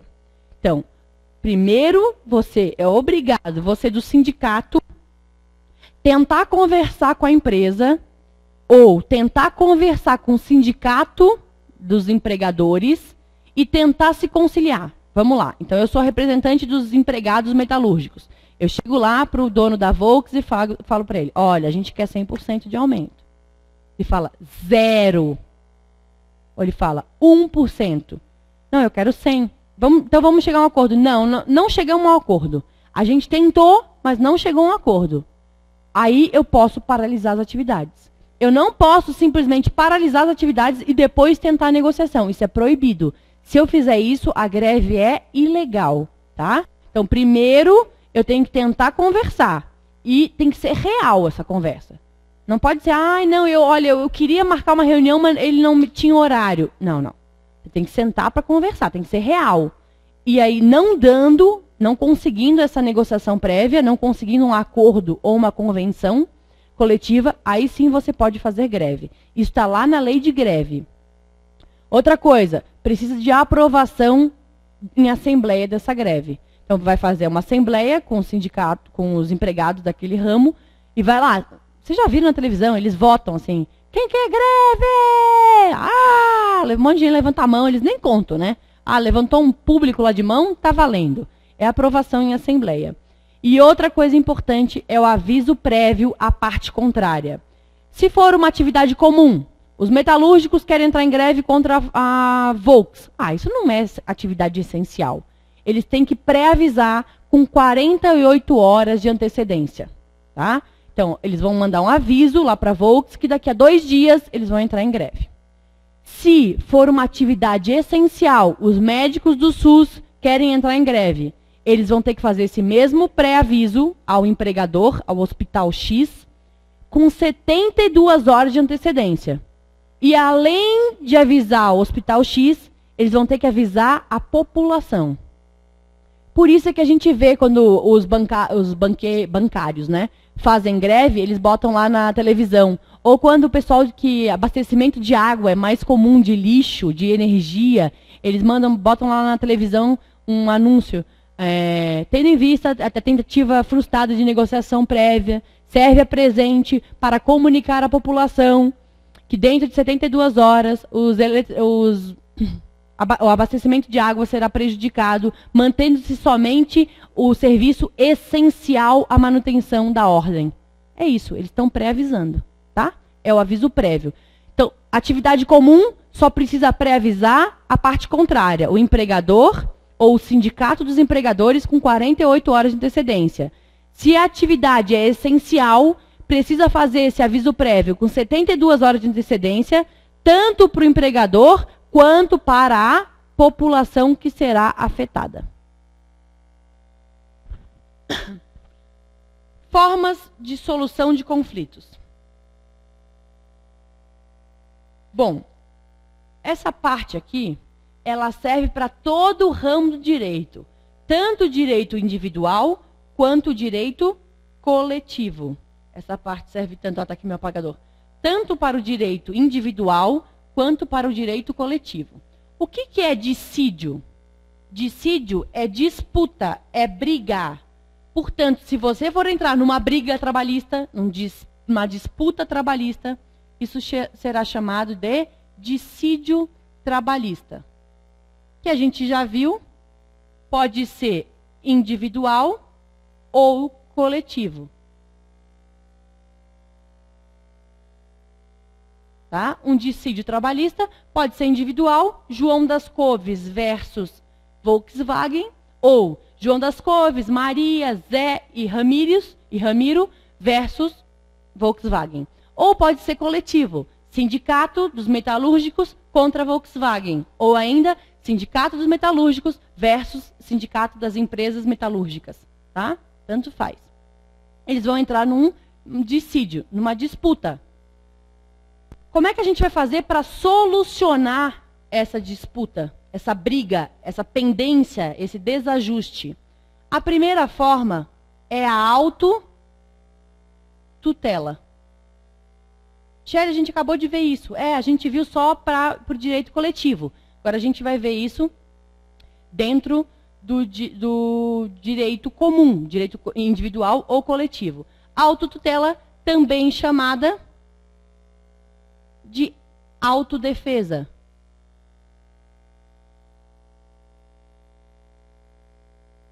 Autotutela, também chamada de autodefesa. Sem a interferência do Estado, o Estado não vai interferir. As partes sozinhas vão achar uma solução, tá? Sem a interferência do Estado, autotutela, sem a interferência do Estado ou sem a interferência de um terceiro, porque pode ser de qualquer terceiro, tá? Sem a interferência de um terceiro. Depois, tá aqui no PowerPoint, no material está a interferência do Estado. Coloca assim, ó, interferência do Estado / terceiro, sem interferência de nenhum terceiro. E o litígio, ele é resolvido quando uma parte cede a outra. Então, uma parte vai ceder a outra. A gente viu o exemplo da greve.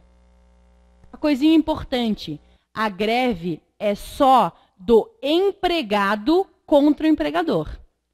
Michele, mas e se o empregado resolver fechar a empresa, o empregador, e fazer uma greve? Isso chama lockout, ou lockout, tanto faz. Isso é proibido pela legislação brasileira, tá?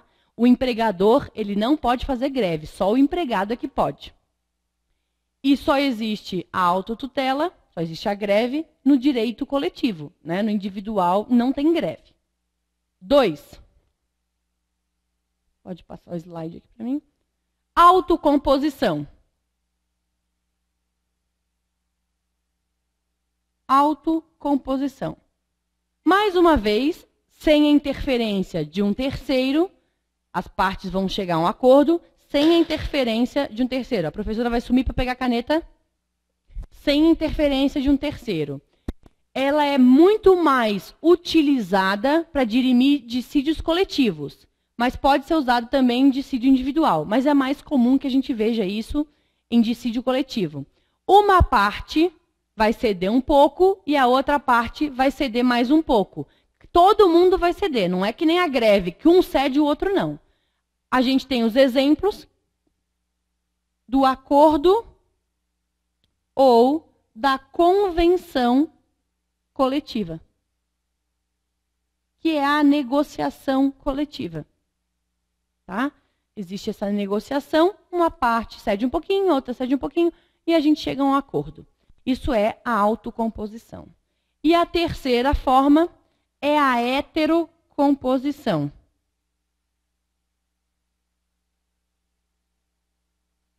O que ocorre na heterocomposição? Um terceiro vai interferir aqui. O exemplo, mediação. Na mediação, esse terceiro, ele tenta. Se ele vai conseguir ou não, eu não sei. Ele vai tentar essa composição. Temos ainda a arbitragem.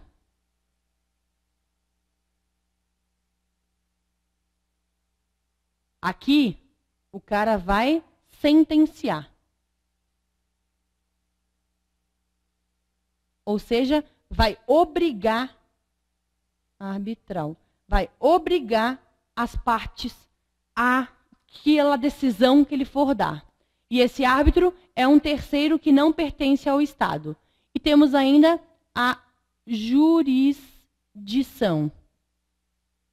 que é um terceiro que também vai sentenciar. Que aqui chama de sentença normativa. Porque é coletivo, chama sentença normativa. Que é o Estado. Tá? A jurisdição é o processo lá no Estado, para o juiz julgar. No dissídio coletivo, gente, quem julga, no mínimo, como primeira instância, é o TRT. Tá? Um juiz da vara do trabalho nunca vai julgar. Já começa no TRT. Deixa eu voltar um pouquinho aqui, que eu quero falar um pouquinho sobre essa jurisdição. Dentro do dissídio coletivo. Como é que eu faço para entrar com uma ação? Como é que eu faço para me utilizar, né, dessa jurisdição? Quando é que eu posso pedir a ajuda do Estado para que ele dê a ordem de quem vai ter o direito do quê? A lei da greve e a Constituição, utilizadas de forma conjunta, nos dizem isso. Primeiro passo. Primeiro passo é a negociação coletiva. Que a gente acabou de ver, é uma forma de autocomposição. Sherry, para que está falando tanto esses nomes? Eu morro de medo que caia uma pergunta assim para vocês. Ó. É necessária a autocomposição antes de ajuizar um dissídio coletivo? E aí vocês não sabem o que é autocomposição e erram a questão. Se tivesse perguntado com o nome negociação, vocês acertariam. Então, eu quero que vocês saibam todos os sinônimos. Que temos como exemplo o acordo, a tentativa de acordo ou a tentativa de se fazer uma convenção coletiva. Então, primeiro, é obrigatória a tentativa da negociação coletiva. Tentou, não deu certo. Tentou e não deu certo. Você pode ir direto. Deixa eu fazer um risco menor aqui. Você pode ir direto para a greve. A lei te permite isso. Você tentou, é uma exigência. Você tentou, você vai lá e não deu certo, faz uma greve, que é um tipo de autodefesa. Ou a lei te permite ainda que você não faça a greve e utilize-se direto da jurisdição, que é uma forma de heterocomposição.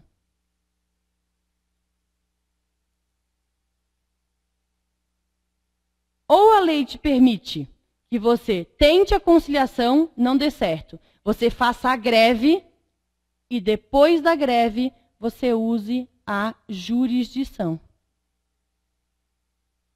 Também pode. Então você pode primeiro fazer greve para depois entrar com ação no judiciário, ou você não precisa fazer greve, não é um requisito. Você pode direto fazer a heterocomposição. Da mesma forma que você pode direto fazer greve, direto fazer jurisdição, ou pode optar pela tentativa da arbitragem. Pode, tá? Não é obrigatório, é pode tentar fazer arbitragem. Não existe obrigação de fazer arbitragem. A arbitragem é facultativa, como nós veremos daqui um pouco. Essa jurisdição, já falei para vocês, ela ganha o nome de dissídio coletivo. Quando você procura o Estado para atuar, essa jurisdição, essa autocomposição, heterocomposição, ela passa a ter nome de dissídio coletivo. E a decisão dada por esse juiz, que no caso é um desembargador ou um ministro trabalhista, ela vai ter nome de sentença normativa. Me ajuda aí quanto tempo eu tenho, que eu acho que meu cronômetro parou. Tá certo? Tem 35 ainda? Então tá bom. Então, se eu procurar o Estado, eu procurei uma forma de solução de conflito chamada de heterocomposição, onde um representante do Estado vai dizer o direito, ele vai me mandar, vai dizer aqui, ó, é isso que vocês vão ter que fazer, eu vou ter que cumprir essa regra, e o nome dessa negociação, entre aspas, no judiciário, vai ser chamado de dissídio coletivo. A gente vai chamar isso de dissídio coletivo. E a decisão que vai pôr fim a esse dissídio chama sentença normativa. Ok? Boa. Vamos lá para a arbitragem. Deixa a professora beber uma água aqui que está...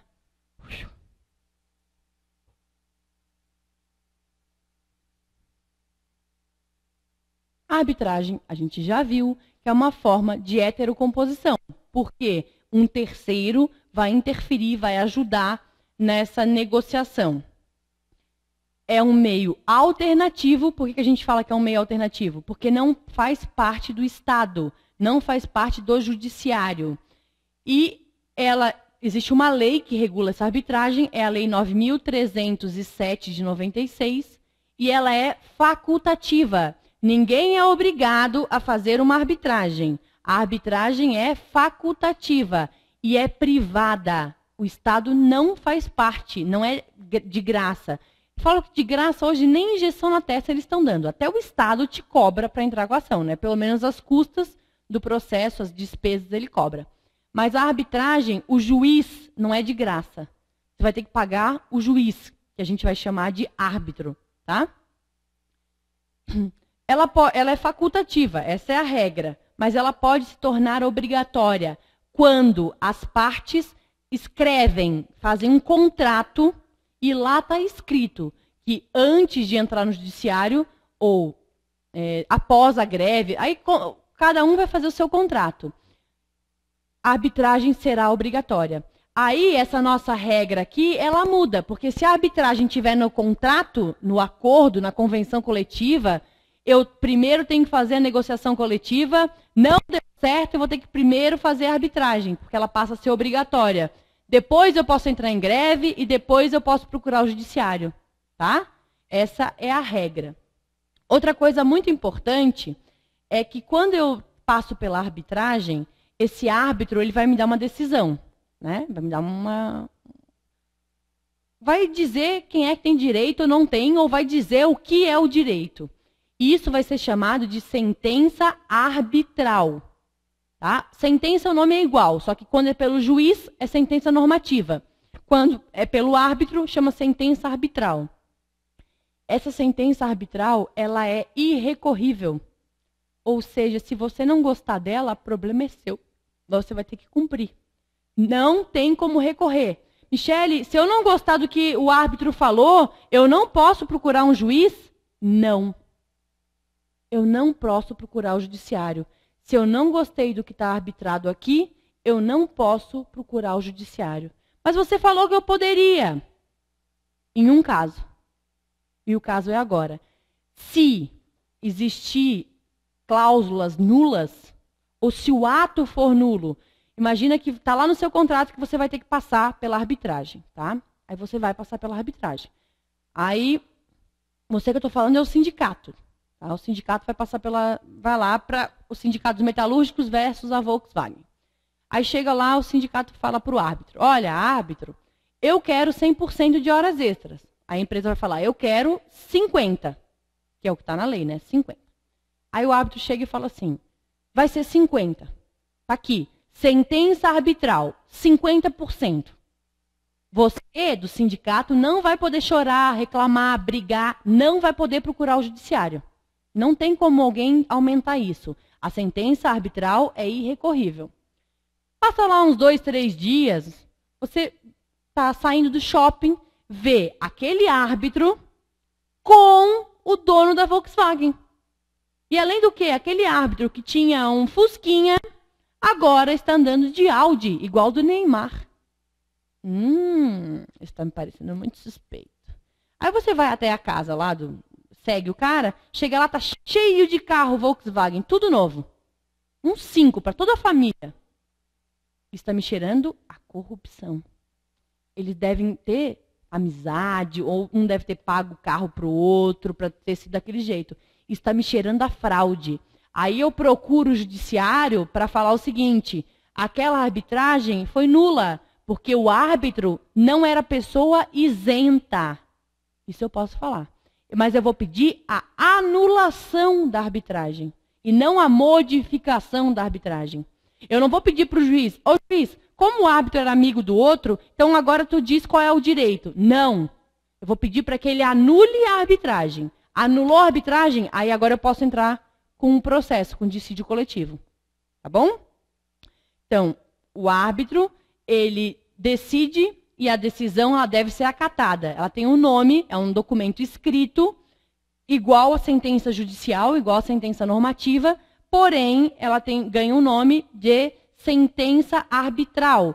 Ela é irrecorrível, não precisa ser homologada, não precisa ser ratificada pelo judiciário e ela poderá somente ser anulada nos casos que cabem. Você tem um erro grave, o árbitro era amigo do outro, aí existem alguns casos que a lei faculta. Essa sentença arbitral, pela CLT, pelo ordenamento trabalhista, ela é um título executivo. Então, você pode ir lá e você tem essa sentença, precisa fazer cumprir. Você tem um título executivo. O CPC fala que o laudo arbitral, que a sentença arbitral, é um título executivo judicial. Aí fica a dúvida, a sentença arbitral é um título executivo somente ou é um título executivo judicial? Se você for considerar o que está escrito no CPC, é um título executivo judicial. O que está na CLT é um título executivo. Eu costumo falar o seguinte, você usa aquilo que for melhor para você. Né? Se você quiser que seja um título executivo judicial, use o CPC para fundamentar. Se você não quer que seja um título executivo judicial, usa a CLT. Além disso, a matéria é trabalhista. Então, eu acredito, é o meu posicionamento, tem posicionamentos diferentes. Se é matéria trabalhista e tem norma trabalhista, você vai usar a norma trabalhista. O CPC fica lá para arbitragem feita no direito civil. Aí lá no direito civil, a arbitragem feita no direito civil, a sentença arbitral terá força de título executivo judicial. Na trabalhista, terá somente força de título executivo. E a utilização dessa arbitragem. No direito coletivo, é pacífico que você pode usar a arbitragem. Tanto é pacífico que a Constituição Federal, lá no artigo 114, ela fala o seguinte: frustradas tentativas de negociação coletiva e ou arbitragem poderá utilizar-se da jurisdição. Em outras palavras, é isso que ele fala. Então, feita a tentativa de conciliação e ou arbitragem, por quê? Se a arbitragem for obrigatória, terá que ter arbitragem também. Se for ou, ela é facultativa, você não precisa passar por ela. Se a Constituição fala que passada a negociação e ou a arbitragem, ela permite a arbitragem na negociação coletiva, no dissídio coletivo. Portanto, no dissídio coletivo, isso é pacífico. Você pode, eu diria, até deve, mas é que deve não dá para usar porque não é obrigatória, né? Mas é bom, mas você pode usar a arbitragem. Então, o Sindicato dos Metalúrgicos quer brigar com a Volkswagen ou quer brigar com as empresas do ramo metalúrgico. Pode fazer isso através de uma arbitragem. Qual é a vantagem, Michele? A gente vai ter que pagar por isso? A gente vai pagar, mas isso vai ser rápido, muito rápido. E, via de regra, o árbitro é uma pessoa especialista naquele assunto que a gente vai discutir. Via de regra, eu falo porque quem elege o árbitro são as partes, né? Então, a gente escolhe uma pessoa gabaritada para aquilo. Imagina que eu quero discutir numa arbitragem, então, um caso fora. Se chutar a bola de bico é motivo para demitir um jogador de futebol. Se eu for lá, ser o árbitro, eu vou achar o que eu penso sobre o futebol. Agora, se a gente contratar o Galvão Bueno, ou o Arnaldo, lá, o Jabor, não, como é que é? O Arnaldo, aquele lá, sabe, comentarista da Globo. Pô, um pode ser até jornalista, mas ele entende de futebol pra caramba. O outro era árbitro de futebol. Ele é muito melhor do que eu. Então, se eles vão ter que pagar mesmo, paga para alguém que é gabaritado, via de regra, tá? Ela é mais rápida, é feita por alguém gabaritado, que entende do assunto e acaba logo com o problema. Já o judiciário, vocês vão encontrar, primeiro, a demora. Segundo, o juiz pode ser eu. Eu posso ser juíza. Se eu estudar, passar, posso ser juíza. Pô, meu grande amigo Josley, que era meu professor assistente, ontem passou no concurso da magistratura aqui de São Paulo, trabalhista. Ele pode ser o cara. Ele não entende nada de futebol. O que ele vai ajudar a julgar? Ele vai estudar mais ou menos aquela matéria para julgar. Mas ele não é especialista. Então, a gente corre muito mais risco de erro naquilo. Tá? Por isso que a arbitragem no direito coletivo, ela é muito utilizada e é muito legal utilizar. Tá? Já no direito individual, imagina, réis mortais tipo eu, você, assim, a gente não vai usar arbitragem. Mas imagina que o presidente da Coca-Cola, que é empregado da Coca-Cola, vai ser demitido. Foi demitido. E ele está falando que ele tem direito a 13º, 14º e 15º salário. Ixi, aviso prévio, tem umas horas que ele está cobrando, umas coisinhas que ele está cobrando. Essa ação é milionária, gente. O cara aí deve ganhar aí uns 100 pau por mês. Imagina, só os 3 salários já deram 300. Mais as coisinhas que ele está cobrando, o FGTS sobre isso, ação para 1 milhão. Eles vão ter que esperar, vão entrar com a ação lá no Fórum Trabalhista, vão esperar distribuir. A audiência mais próxima está lá para fevereiro do ano que vem.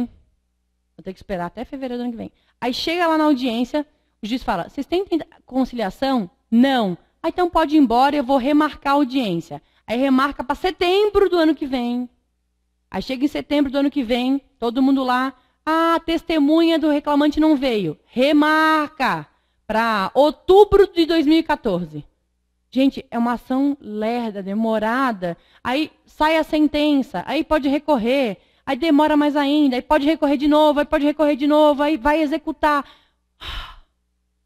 Se a gente vai para a arbitragem, a gente vai pagar.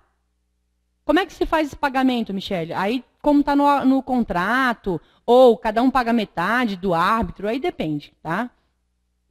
O presidente da Coca-Cola, acho que para ele vai valer a pena. Eles vão chamar lá um árbitro entendido, lá um cara, e aí vão pagar 50 mil para o cara. Tá, dá 25 para cada um. Eles vão solucionar aquilo rápido, de maneira rápida, e vão acabar com aquela briga, até porque é briga de cachorro grande, né? E acabou. Então, nesse caso, vale a pena entrar com usar a arbitragem no direito individual. Porém, contudo, entretanto, o direito do trabalho não aceita a arbitragem no direito individual. Esse cara aí, da Coca-Cola, infelizmente, ele vai ter que entrar na vara do trabalho. Ele não pode utilizar da arbitragem. E se ele utilizar da arbitragem, Michele, ele pode depois procurar o judiciário do mesmo jeito, porque a arbitragem não existe na esfera individual, ela não é aceita. Logo, ela não existe, ela é nula. Portanto, vai pedir tudo de novo no judiciário. E o que já foi pago? Isso a gente vai compensar, mas ele vai poder procurar o judiciário. Então, acaba fazendo com que o empregado, muitas vezes, ele aceite a arbitragem para ver o que ele leva. Se for bom para ele, ele não vai para o judiciário. E se for ruim para ele, ele não acata aquela sentença arbitral. Ele pega e entra com ação trabalhista. Então, acaba sendo uma sacanagem com a empresa. E a empresa não vai pagar para ver se o reclamante gosta. Porque a empresa depois não pode ir para o judiciário, mas o empregado pode. A título de exemplo, aqui em São Paulo, quem já teve a oportunidade de ir nos fóruns trabalhistas, está cheio de cartaz do Ministério Público do Trabalho, daqui da 2ª região, que é a região de São Paulo, mas cheio mesmo, falando assim, trabalhador, não submeta-se à arbitragem, ela não tem validade na esfera individual. Então, o próprio Ministério do Trabalho diz que não vale. Por mais que você faça, o risco de que você, empregador, perca depois aquele dinheiro que pagou na arbitragem e tenha que ir de novo para o judiciário é altíssima. Tá? Então, não vale a pena. Não é aceita na esfera trabalhista individual. Na esfera trabalhista coletiva, super aceita, pode fazer, fica à vontade. Deixa eu ver se eu tenho que falar mais alguma coisa para vocês. Não, acabou. Povo, muito obrigada pela audiência e pela paciência. Essa foi nossa última aula. Eu aproveito aqui para me despedir de vocês e para desejar que vocês façam uma ótima prova. Eu sempre falo o seguinte, para fazer uma ótima prova, você precisa estar tranquilo. Aquela pessoa que é nervosa, ela não faz uma ótima prova. Não tem jeito dela fazer uma ótima prova. Sabe por que eu falo isso? Quando a gente está nervoso, a gente não consegue discernir coisas básicas. Imagina que você acabou de ser assaltado, ou está lá uma arma. Você faz coisa que você não faria pensando. Você reage, faz coisa louca. Se eu tivesse pensando, se alguém me avisasse, daqui a 2 minutos você vai ser assaltada, vamos botar uma arma na sua cabeça. Quando o cara chegasse, eu ia estar calma, tranquila, ia pegar aqui minhas pulseiras, ia fazer numa boa. É a mesma coisa na hora da prova. Se você vai nervoso, você vai ler aquilo, vai parecer tudo coisa estranha. Aí, não, eu não vi isso. Aí começa a dar branco, entra em pânico. Para. Tudo que você precisa, você viu aqui com a gente no cursinho. O que não foi visto, ainda que possa não ter sido visto, pensa. A pessoa calma, ela teve uma bagagem aqui dentro. Então, às vezes não falou aquilo exatamente, mas falou uma coisa parecida, ou uma coisa que é associada àquilo. Ela consegue pensar, ela consegue raciocinar e ela consegue, pelo menos, chutar melhor. Então, primeira coisa, calma. Segunda coisa que eu sempre falo, vá para a prova tranquilo. Isso significa, saia de casa antes para fazer a prova. Quem chega esbaforido tem que se jogar para dentro do portão antes que feche os portões, já está nervoso, já está perdendo tempo. Chega antes, espera a abertura do portão, vá para a sua sala, sente tranquilo na sua cadeira. Michele, eu vou levar 8 litros de água. Eu bebo muita água, faz bem. Você vai ter que ir beber 8 litros de água, você vai ter que ir umas 10 vezes no banheiro. O tempo da sua prova, você não vai conseguir fazer prova, vai ficar no banheiro fazendo xixi. Sem contar que vai ter que pedir para o fiscal ir junto, perde tempo e desconcentra. Você está lendo uma questão. É claro que você vai beber uma aguinha, vai no banheiro uma vez, mas, pô, regula isso, tá? Cuidado também com a alimentação. Vou comer uma feijoada antes de ir para a prova. Você vai ficar com sono e vai ser o menor dos males. Pode ter um piriri, dor de barriga, várias coisas. Então, alimente-se levemente, tranquilo, durma bem na noite anterior. Nada de balada na noite anterior, gente. Vai dormir tranquilo, vê uma televisão antes de dormir. Sei lá, gosta de ler um livro antes de dormir, vai ler um romance, um caso policial. Não vai ler matéria para a prova. Tá? O que você precisa já está na sua cabeça, já foi estudado no curso. Véspera de prova não é dia de aprender nada, só piora. E daí você vai ler uma coisa que não sabe o que é. Ai meu Deus, não sei o que é. Para, se não sabe, não sabe. Não vai ter professor para te ensinar, não vai ter ninguém para te ensinar. Deixa assim mesmo, não vai fazer muita diferença. Tá bom? Vá tranquilo, saia de casa antes, faça a prova com a calma. Você tem hora para acabar a prova. Mas aquele primeiro horário que eles te dão é o horário mínimo. É só depois desse horário que você pode sair. Não precisa sair nesse horário. Você pode sair até o último minuto da prova. Outra coisa, meia hora antes de acabar a prova, do horário final da prova, você coloca lá o seu relógio para despertar ou observa que falta meia hora. Para que essa meia hora? Para marcar o cartão de resposta. Tá? Para não passar tudo com rapidez e pressa, e aí pula uma e erra tudo. Passa lá bonitinho, devagar, com muita calma, muita tranquilidade. E qualquer coisa, a gente está aqui sempre para ajudar vocês. Tá bom? Beijo e até... Não, até nada. Eu ia falar até a próxima. Não quero que vocês tenham um próximo aqui dentro. Eu tenho certeza que vocês vão passar. Então a gente se vê aí em outros cursos, em outras etapas da nossa vida, mas já com a carteira na mão. Beijo!